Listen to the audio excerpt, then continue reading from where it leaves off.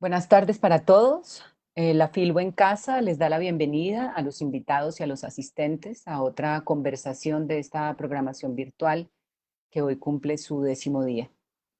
Esta tarde que se puso ya un poco gris, espera que esta conversación pueda iluminarla de alguna manera. Hoy nuestros invitados conversarán sobre Hans Christian Andersen, uno de los autores nórdicos que me atrevo a decir yo es más universal y más vigente de la literatura. Quiero agradecer a los países nórdicos por hacer parte de esta programación virtual y quiero darle ahora la palabra al señor embajador de Dinamarca en Colombia, Erich Herk. Muchas gracias a todos por aceptar. Muchas gracias también de mi parte. Bienvenidos a todos y a todas a este evento digital, Leer y Reescribir a Hans Christian Andersen.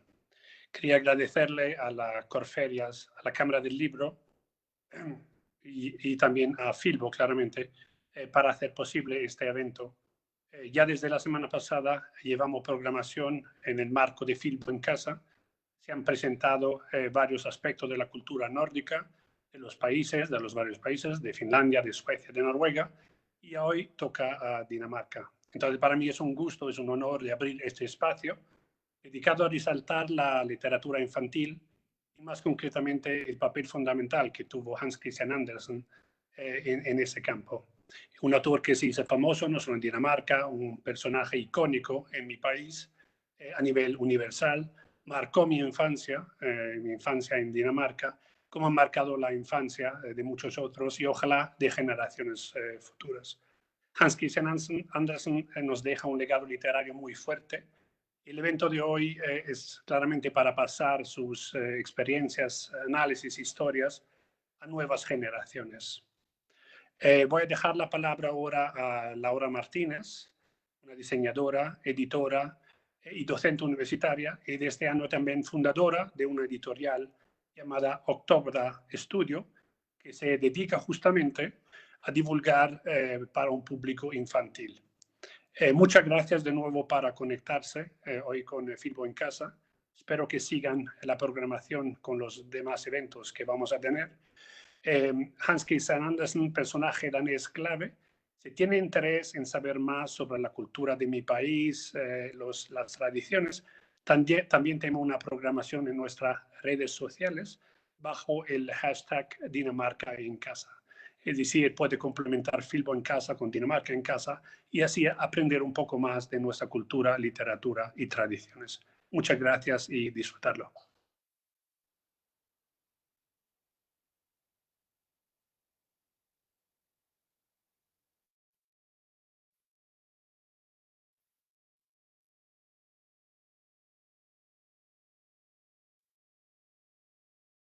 Y para los padres de familia que puedan acercarse más a la obra de este autor danés, sobre todo desde esas obras que no conocemos tan comúnmente y que no, con las que no estamos tan familiarizados.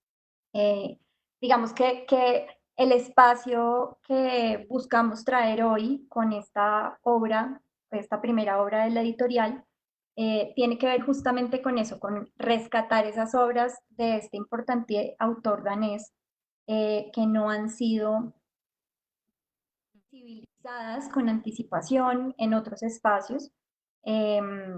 Entonces, vamos a empezar con la actividad de hoy.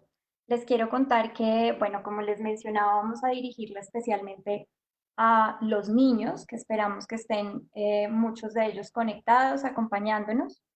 Eh, como habíamos visto, digamos, en la programación de este espacio, tenemos planeado una lectura acompañada de esta primera obra de la editorial y un taller para justamente los niños y que pueda ser realizado en compañía de sus padres, basado en esta obra, en los temas que trata y que desarrolla la obra de este autor danés.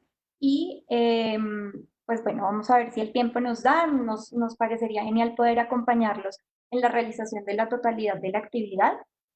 Entonces, empecemos, voy a compartirles pantalla para que puedan acompañarnos con la lectura acompañada que vamos a hacer y la primera parte de esta actividad.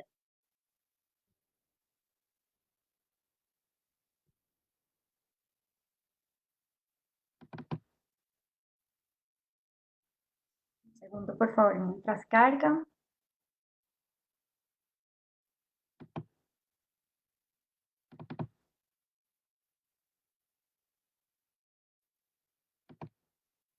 Quiero como en primer lugar contextualizarlos y situarlos, digamos, en ese contexto del autor, entendiendo que la obra fue desarrollada en sus etapas últimas, digamos, de creación.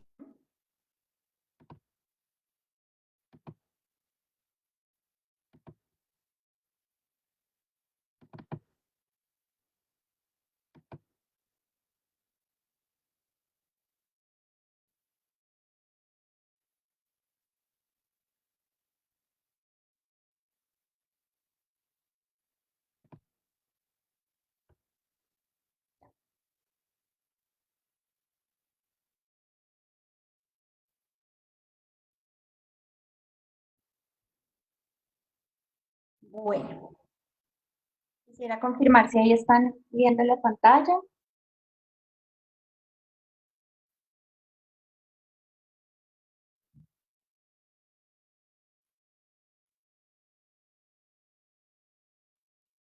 Bueno, entonces, este es el libro que les traemos y les queremos compartir el día de hoy. Como les mencionábamos, pues es una obra poco conocida de este autor y es una adaptación de ese cuento original que se llama La gran serpiente marina de Hans Christian Andersen. Esto es una adaptación que se realizó de ese cuento, en donde se modificaron ciertos personajes, se modificó cierto hilo de la historia para poder explicar y tomar de fondo el elemento base que es el que nos trae, digamos, o trae a colación la editorial, que es la divulgación científica y la divulgación tecnológica. Lo que buscamos con esto es poder rescatar esas historias que están detrás de estos cuentos clásicos que normalmente nos los han traído desde las historias de hadas, desde esta narrativa de fantasía y de fábula.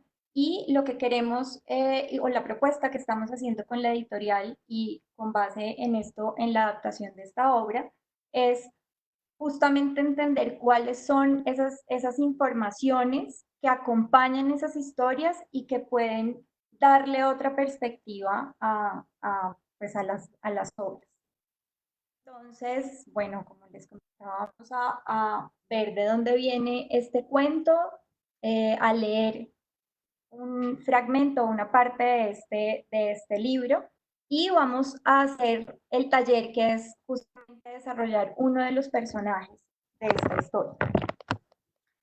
Entonces, lo primero es, como mencionaba el señor embajador, Hans Christian Andersen es uno de los autores infantiles más importantes a nivel mundial y muchos de nosotros hemos oído obras de este autor desde tiempo atrás.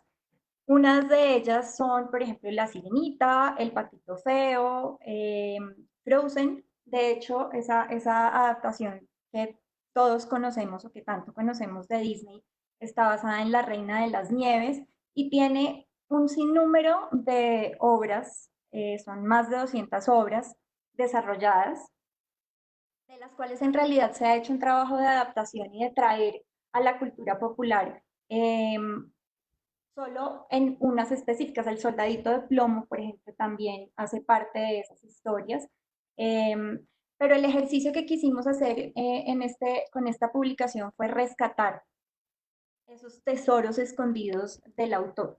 El objetivo de hacer o de desarrollar este libro como primera obra de ese autor es porque Hans Christian Andersen, desde el desarrollo de su vida, ha venido trabajando o vino trabajando muy en la misma lógica de, bueno, de esos autores clásicos que tienen intervención en teatro, entonces desarrolló parte de sus obras, fueron ópera, narrativa, cuentos de hadas, poesía incluso también. Em, y pues integró muchos de estos elementos también a sus obras y eso ha permitido que se hayan podido poner a circular también en otros espacios. Algo que me parece muy importante que los papás, tanto los papás como los niños, puedan reconocer de Christian Andersen o de, sobre todo de ese legado del autor en nuestros días, es que sigue de alguna manera siendo parte de cada una de las nuevas producciones a través del premio Hans Christian Andersen, de esas nuevas producciones en literatura infantil y en literatura juvenil, tanto de escritores como ilustradores. Este premio pues reconoce esas mejores producciones cada 2 años que se vienen desarrollando desde literatura infantil y juvenil, premiando justamente la narrativa y a los ilustradores. Muchos de los grandes ilustradores, de los grandes escritores e ilustradores de literatura infantil, pues los podemos encontrar allí, ahí les comparto también el link. Al final les dejaré alguna información de complemento en donde pueden encontrar pues justamente sobre estos premios, porque creo que además para los papás puede ser una fuente muy grande para encontrar esos nuevos talentos para compartir esa literatura y esa producción gráfica también alrededor de la producción de la producción de literatura infantil. Bueno, entonces, Christian Andersen, como les comentaba, desarrolló este libro, este cuento, La Gran Serpiente Marina, hace parte de esa segunda recopilación, gran recopilación que hizo de sus obras completas, que fueron las que construyó o las que desarrolló hacia el final de su etapa creativa, muy seguramente luego de haber hecho un viaje a Londres hacia 1852 más o menos, que fue el tiempo en el que tuvo una relación cercana con este país y que adquirió muchas de esas historias que pues nos comparte desde acá.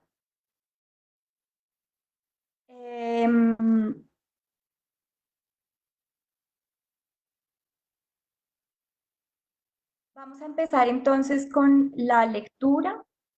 Voy a dejar de compartirles un momento la pantalla para que me puedan ver a mí y les voy a presentar la obra y vamos a hacer entonces el momento de lectura para que puedan conocer. Esta es entonces la portada, como ya la habíamos podido ver. Y empieza con una parte que es fundamental para poder ver hacia dónde va o cuál es ese matiz que queremos darle a esta obra para rescatar cuál es esa información que está detrás y que nos está escondiendo, digamos, este cuento infantil.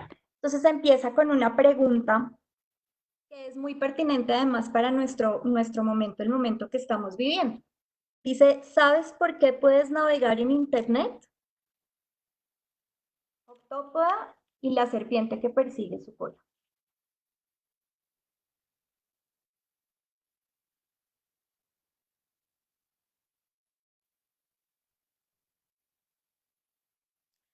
La luz del sol entraba al agua, iluminando un mundo con maravillosas criaturas, diminutas, enormes, coloridas o espantosas, que nadaban solas o en cardúmenes de un lado para el otro en el inmenso océano.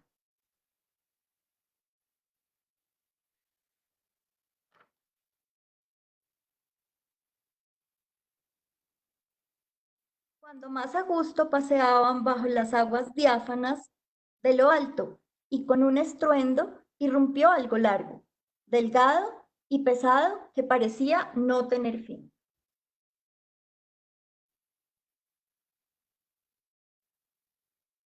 Al caer, produjo desconcierto y agitación. Algunos atortolados siguieron su camino y otros quedaron congelados. Sin embargo, una pequeña, con 8 tentáculos, empezó a sentir el cosquilleo de la curiosidad. Aquí aparece nuestra primera protagonista y ese personaje misterioso que ya descubriremos.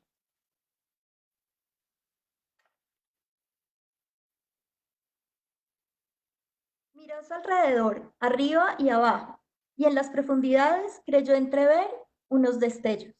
Parecía ser aquella cosa rendida en el fondo del mar.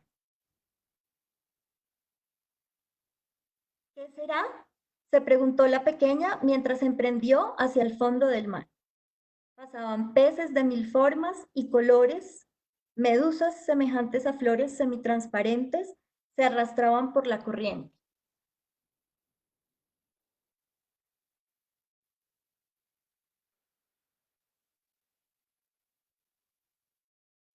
Las sardinas circulaban en grandes bancos brillantes y vistosas, seguidas de anchoas, ballenas, tiburones y calamares que avanzaban confundidos. Algas, corales y esponjas se movían descontrolados. Todos murmuraban desconcertados, pero con curiosidad y valentía avanzaba la pequeña hacia las profundidades, sorprendida por el nuevo mundo descubierto.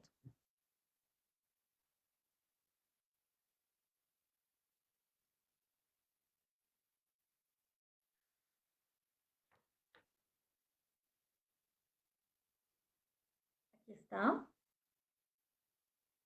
curiosa, tanto que no había notado ni la oscuridad ni el ruido que la rodeaba. Los destellos se hicieron cada vez más brillantes, como un par de ojos. Se encontró de repente con el gran extraño, cuyo fin se perdía en el horizonte. Estuvo pensativa un rato, mirando cómo aún temblaba por la caída. Se pueden ver los destellos en el fondo del mar.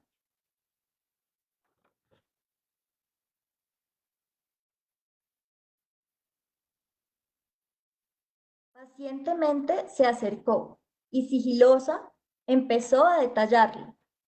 No tiene escamas ni piel, pensó. Es mucho más largo de lo que una anguila marina puede ser, delgado y casi sin fin. ¿Eres un pez o una planta? Pareces una serpiente marina. Acá nos va mostrando esas partes con las que pretende ir entendiendo de qué se trata este ser extraño.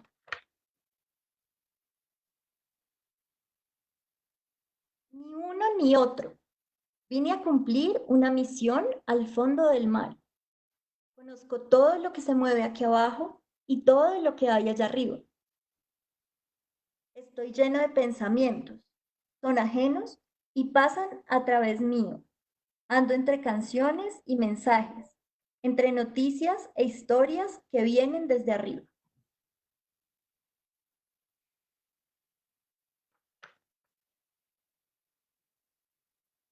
Acá va contando o va mostrando cómo van pasando mensajes en diferentes idiomas a través del mundo.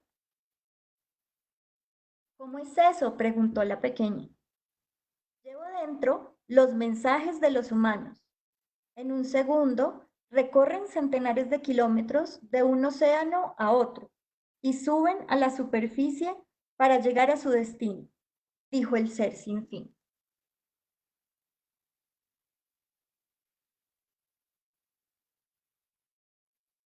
Acá está, rodeando el globo terráqueo, permitiendo traer y llevar esos diferentes mensajes. Entonces, eres una gran serpiente marina que le da la vuelta al mundo, persiguiéndose la cola, dijo la pequeña pulpo, girando emocionada sobre sus tentáculos. Estás repleta de pensamientos humanos. Es así como los acercas sin importar el tiempo o la distancia.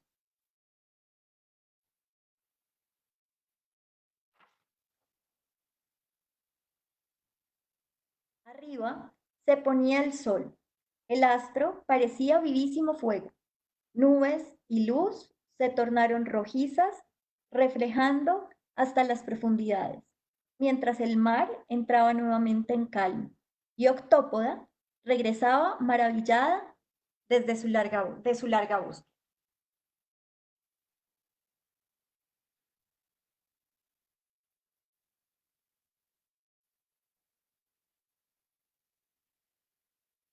La serpiente marina en realidad es un largo cable que une continentes, países y ciudades para hacer que funcione Internet. En el mundo hay cientos como él y el próximo que estará en el mar en 2021 unirá Sudáfrica con Brasil. A veces el clima, los peces o el hombre dañan los cables y se interrumpe la comunicación. De inmediato, buzos navegan y se sumergen para repararlos. Y aquí sale una página que también hacia el final les puedo dejar, sobre todo para los papás y estos pequeños que están conectados, para que puedan indagar por qué estamos o cómo logramos conectarnos a Internet hoy en día.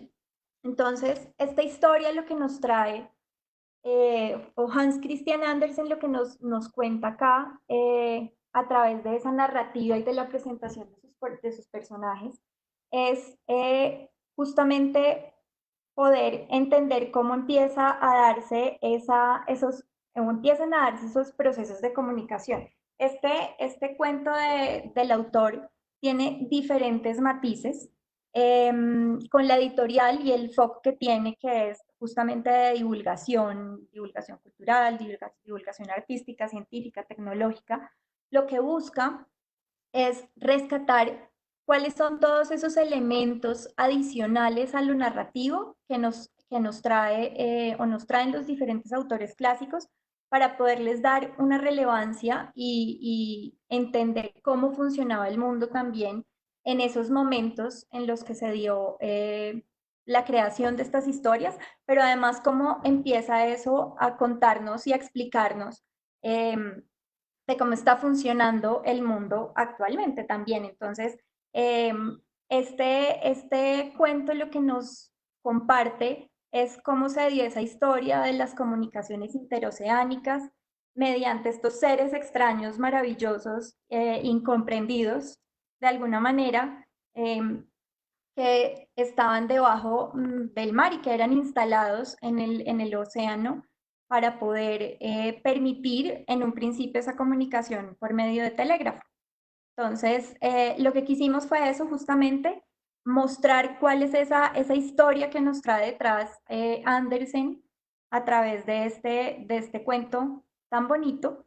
Y pues bueno, les tenemos una actividad para que puedan desarrollar en compañía de sus papás y pues, de los niños, que sea compartida a través de esta historia que acabamos de compartir. Entonces, pues lo primero es situarnos en ese momento, ¿no? Nos están hablando de una historia de hace más de 150 años que hoy en día sigue vigente, y en este momento que estamos viviendo también histórico, pues nos hace más vigente por el hecho de saber que, aunque con un montón de evolución de la tecnología, hoy en día nos permite todavía estar conectados y sobre todo a la distancia. Justamente estamos más distantes que nunca, pero más conectados también que nunca. Y lo que tiene de rescatable, digamos, esta historia es que nos hace vigentes esas historias de hace 150 años desde lo tecnológico también, pero sigue estando muy apropiado para estos momentos. Entonces, ¿qué es lo que vamos a hacer con esta parte de la actividad? Yo se las voy a ir contando y espero que al final ustedes la puedan tener consultable también para que la vayan desarrollando con sus papás, pues entre los niños y sus padres. Lo que vamos a hacer entonces es hacer nuestra propia versión de esa serpiente cable que entonces nos trae acá el cuento. Voy a compartirles nuevamente la pantalla para que puedan ver la actividad.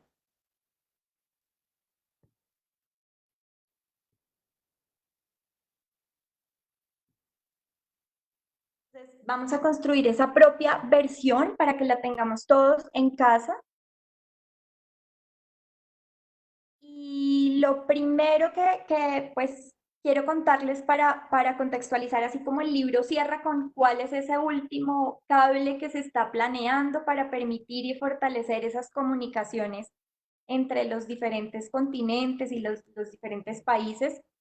Quiero situarlos en que justamente por ese momento de la historia de Andersen en el que se construyó, de su última fase, coincide con que pudo estarnos hablando de ese primer cable y de la historia de ese primer cable que fue instalado para permitir esas comunicaciones interoceánicas, que justamente nos habla de estos dos puntos, de conectar Irlanda con Terranova, que era una isla de colonia francesa que estaba está ubicada en Canadá. Entonces, esa es como la historia que remonta este cuento, hablándonos justamente de ese momento de la historia que se dio hace más de 150 años. Entonces, en el taller lo que vamos a hacer con esa serpiente cable es un objeto que nos quede para nuestras casas, para que podamos ir midiendo ustedes pequeñitos que nos están acompañando, que puedan ir midiendo cómo van creciendo y qué tan larga es esta serpiente y qué tan largos, altos pueden llegar a ser ustedes. Entonces, bueno, yo les había dejado algunos de los materiales que podíamos tener.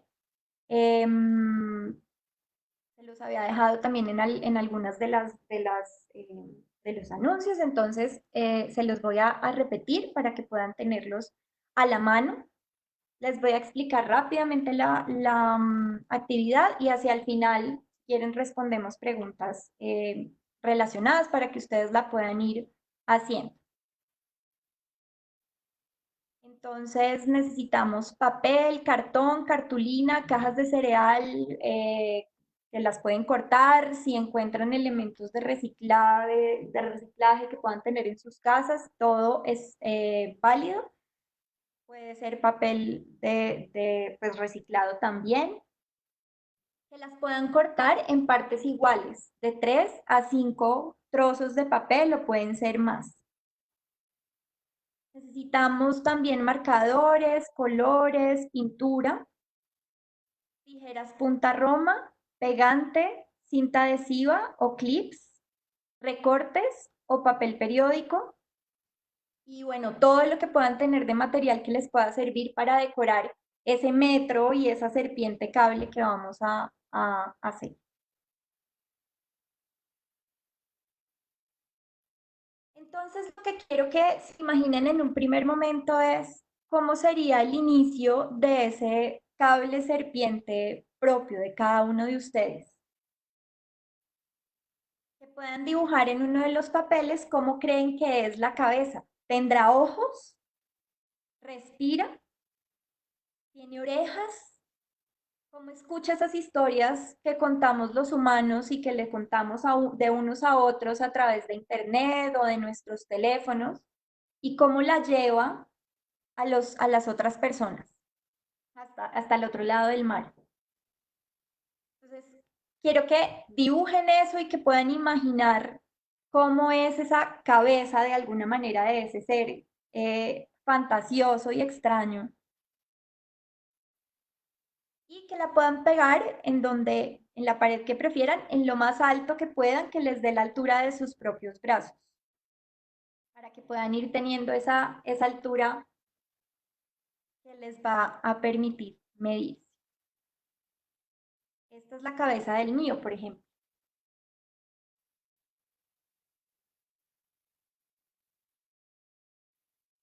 ¿Cómo será su piel?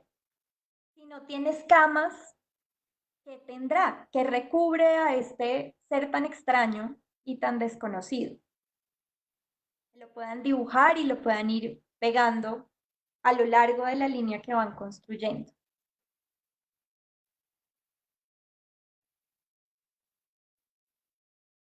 Ahí está la piel del niño.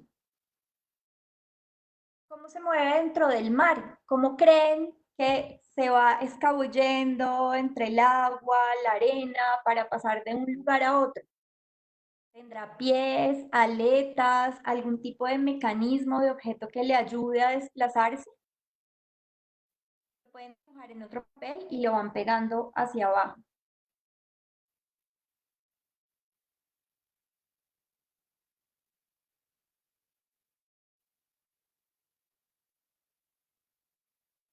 ¿Cómo termina este ser objeto? ¿Tendrá cola?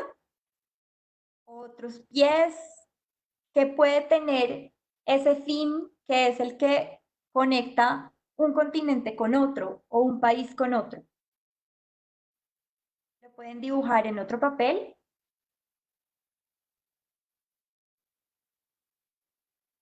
y lo van pegando hacia abajo. Los espacios que les vayan quedando en blanco los llenan con más dibujos de piel para completar esa gran serpiente marina.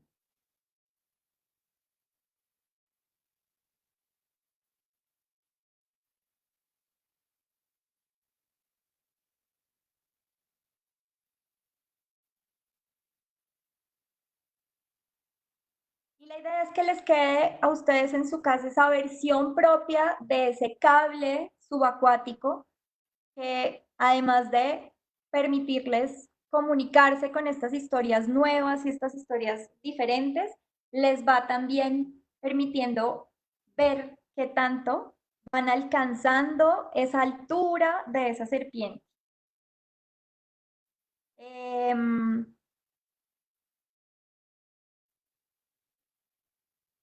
Si tienen, si pueden ir haciendo, sería muy bonito que nos puedan compartir esos resultados de las serpientes que van creando y que van conectando.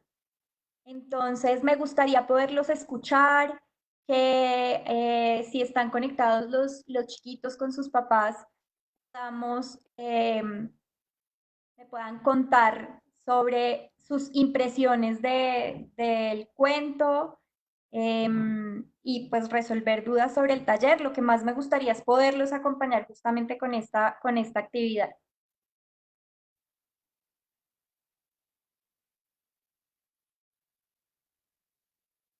Bueno, gracias por esta lectura, por este taller.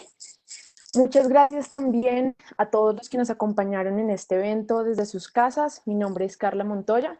Yo hago parte del equipo de comunicaciones de la Embajada de Dinamarca en Colombia y soy encargada de nuestra participación en la Feria del Libro. Como lo dijo el embajador al inicio, agradecemos nuevamente a la Cámara Colombiana del Libro, a Corferias y a la Filbo por abrir este espacio a los países nórdicos para compartir su cultura, sus valores y sus tradiciones. Tenemos, como dijiste, unas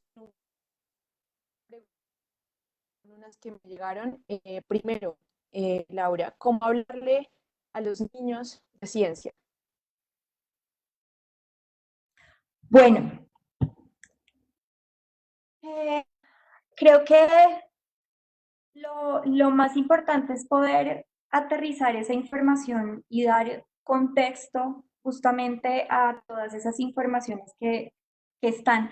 La editorial lo que ha querido es rescatar justamente esas historias en otras, pero existen muchísimos autores que se dedican a construir, a crear narrativa a partir de esos conocimientos en ciencia y en tecnología.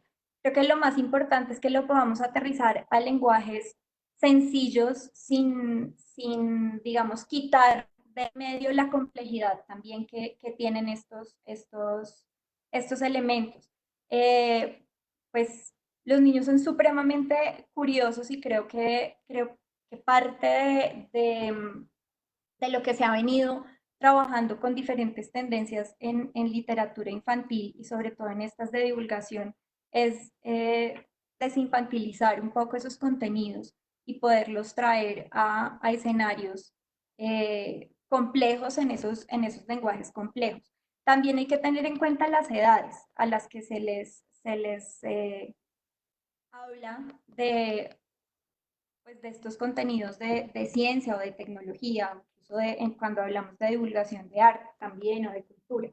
Este libro pues está enfocado básicamente, este cuento y esta adaptación propiamente, porque el cuento de Hans Christian Andersen tiene una extensión completamente diferente. Entonces, el trabajo que se hizo fue justamente adaptar esos contenidos a niños de 4 a 6 años, en donde se centra en ese hilo narrativo de la historia, pero se van metiendo esos detalles de contexto pues de historia.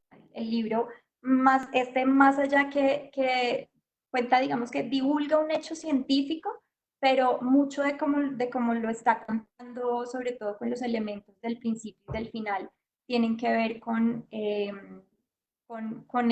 esos hitos históricos también que tiene. Entonces, a veces cuando les hablamos de ciencia también tenemos que ver qué otros temas alrededor están acompañando esos elementos o esos hitos científicos y ver cómo podemos irlos vinculando también con el contexto y no solo con el contexto en el que se dieron si hablamos de historia, sino también cómo podemos irlos vinculando con el contexto actual. Súper, Laura, muchísimas gracias. Otra pregunta que nos hace la audiencia es ¿por qué escogiste uno de los cuentos más divertidos de Hans Christian Andersen? Bueno, porque justamente hay distintos matices de cuando hablamos de adaptación. Normalmente cuando hablamos de adaptación de obras clásicas, se nos viene a la cabeza las adaptaciones que se han venido haciendo para teatro o los clásicos de Disney que nos traen, en donde se refuerzan muchísimo esos elementos de fantasía y de sí, digamos, fantasiosos y de fábula que digamos que nos han querido mostrar sobre todo en Disney para tratar estas historias. Pero por otro lado había un matiz completamente eh, opuesto, digamos, que son esos análisis o esos psicoanálisis que traen estas obras, porque justamente por eso que nos han vendido eh, esa visión fantástica de los cuentos clásicos y casi que perfecta de historias que no abordan ningún tipo de temáticas de la complejidad humana, pues hemos tendido a creer que pues esas historias nacieron así, se crearon así. Pero digamos que ese otro elemento diametral de análisis o más que adaptación de análisis de esas obras clásicas tiene que ver con entender qué es lo que está queriendo decir el autor detrás. Hemos oído mucho que cuentos como, no sé, Blancanieves, La Cenicienta, El Patito Feo, de hecho, detrás del Patito Feo lo que hablan es como de esa metáfora que quiso hacer de alguna manera Andersen en ir contando la historia de su vida y de los fracasos y de cómo fue, porque fue pues un niño que creció en un entorno muy pobre, quedó huérfano siendo muy joven, alrededor de los 8 años. Entonces, pues eso genera unas complejidades que son las complejidades que tenemos los seres humanos de ahora también. Entonces, yo quise alejarme de ese, digamos, de esos dos extremos de lo perfecto de los cuentos clásicos y de lo humano y empezar a extraer esas informaciones que están escondidas y que no hablan de lo humano, sino que nos dan un montón de elementos para entender cómo funcionaba el mundo de esos humanos, perfectos o no perfectos.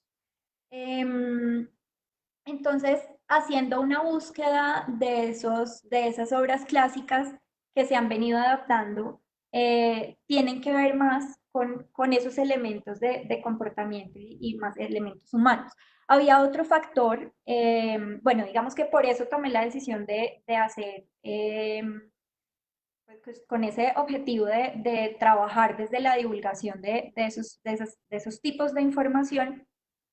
Muchos de los cuentos clásicos que normalmente trabajamos no tenían este tipo de información desde lo tecnológico, lo científico, lo artístico.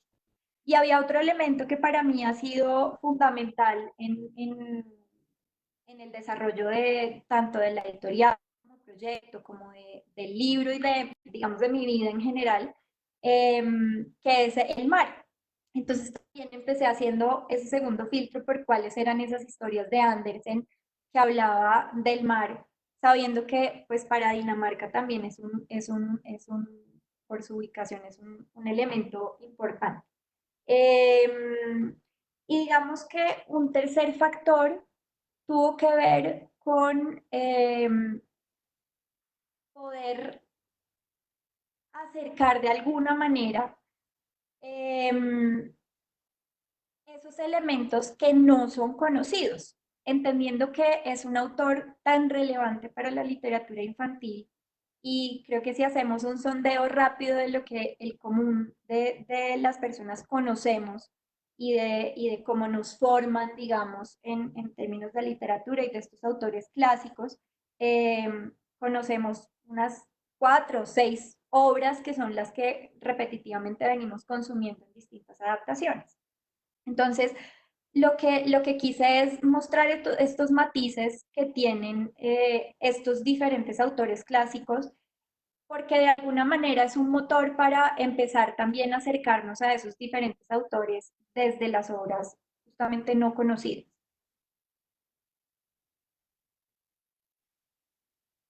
Gracias por tu respuesta, Laura. Te voy a hacer dos preguntas que son un poco más personales. Camilo Enciso pregunta, ¿desde qué edad empezaste a escribir para niños? Bueno, en realidad este tema es nuevo y digamos que como nuevo en mi vida, digamos.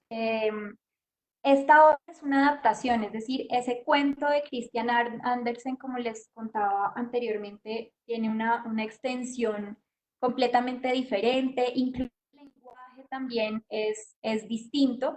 Y el ejercicio que quise hacer con este libro fue traerlo a una edad para la que no estaba, digamos, pensado en algún momento.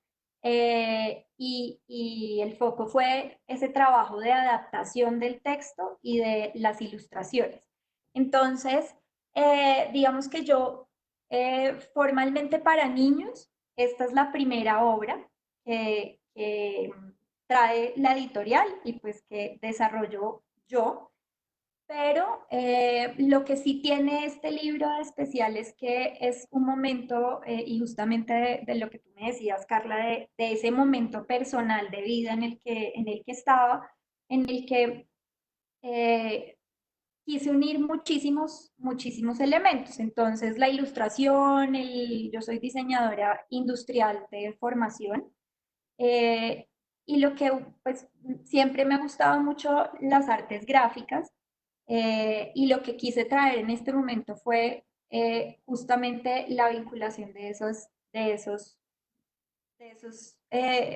creaciones gráficas con estas obras. Entonces, este proyecto es un proyecto nuevo que vengo trabajando y dándole vuelta desde hace más o menos 6 años a la idea de la editorial, a la idea de empezar a sacar estos libros infantiles y pues se logró, lo logré consolidar el año pasado con este primer libro.